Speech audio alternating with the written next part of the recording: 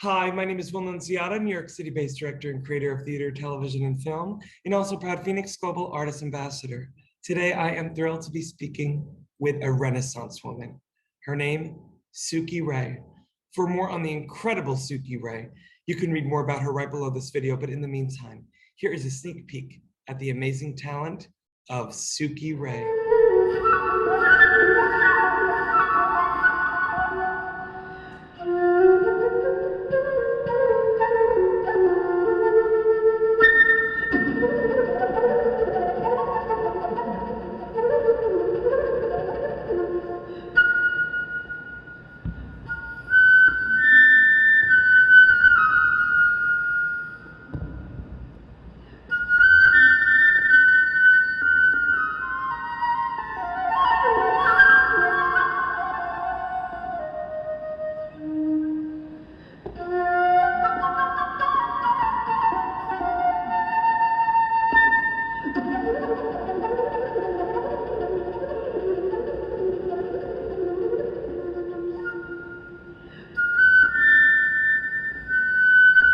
Well, hello, SUKI. How are you? Great. SUKI, it is so nice to meet you. You are a Renaissance woman. You do it all. I want the audience to know, though, that you began, correct me if I'm wrong, learning the piano at the age of 5 under your mom. And from there, you studied classical flute, and it just did not stop. You trained everywhere that is the top in the United States, from Interlochen to the Cherub program at Northwestern, getting a scholarship to Barrington College, to work to BA in California at Berkeley, to getting your master's at NYU in music and film. You're award-winning for every different aspect of this industry. I want to know, first and foremost, SUKI RAE, when did you realize that you had this musical talent? I don't think I realized anything. I was kind of bombarded with requests to perform starting when I was maybe 8 years old, and I've been doing it ever since. I didn't know anything else, let's put it that way. I joke around about people saying, "What was your childhood like?" And I say, instead of a rattle, they put a flute in my crib. Well, it's not quite like that, but it's like ever since I can remember, music was everything. Well, it's part of your bone marrow, you know? It's like Yeah. you were born into it, it's in your blood, but then you went after it and fine-tuned the tools in your tool belt, which not only has, brought you awards, but you've gone on to you have 6 self-produced recordings, 5 of which are all original music. Talk to me a little bit about those albums.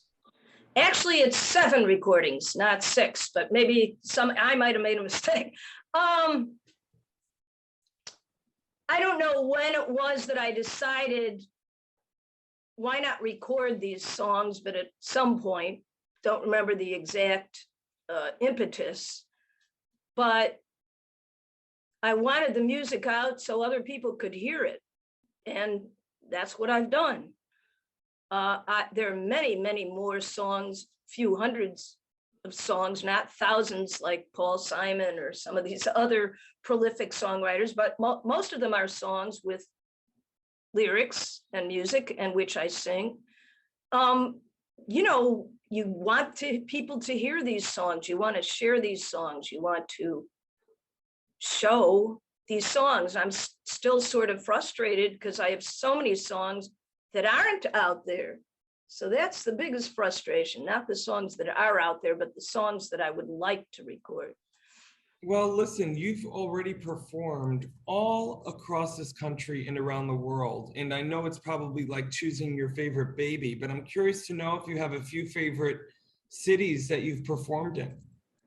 Well, I would say one of the more exotic or interesting places that I lived and performed was Israel.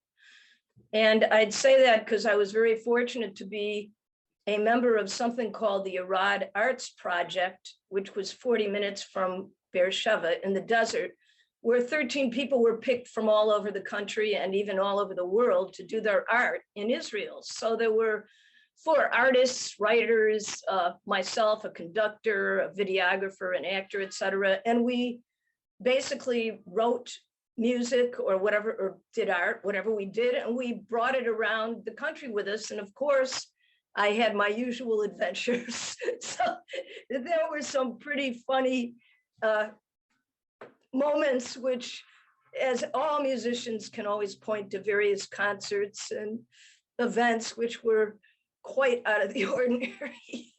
I love it. I love it. Well, listen, I also want to lean into something that I personally also very much enjoy, because I am mainly a theater director. You wrote music, lyrics, the libretto, acted in and co-directed a performance of your musical, I Don't Want to Be a Wannabe. Talk to me a little bit about that show and how it came about, and are we going to be able to see maybe a revival of it anytime soon? That's a very good question, the revival aspect of the question. I've actually been in theater all these years. I started out as a classical musician. You'd wonder, how did that segue into theater? Well, I got very frustrated with classical music. I thought, I'm not the type of person that's going to show up in a black velvet gown and bravo. I was much more weird and creative to continue in that path. And I always had these emotions and I wanted to emote. So I went into theater.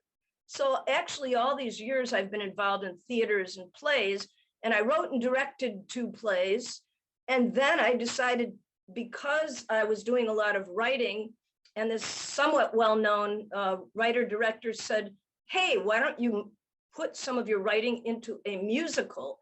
I really want you to do it. So with her encouragement, her name is Diana Amsterdam, I did write this musical, which is really autobiographical. I call it an autobiographical musical, M-U-S-E-I-C-A-L.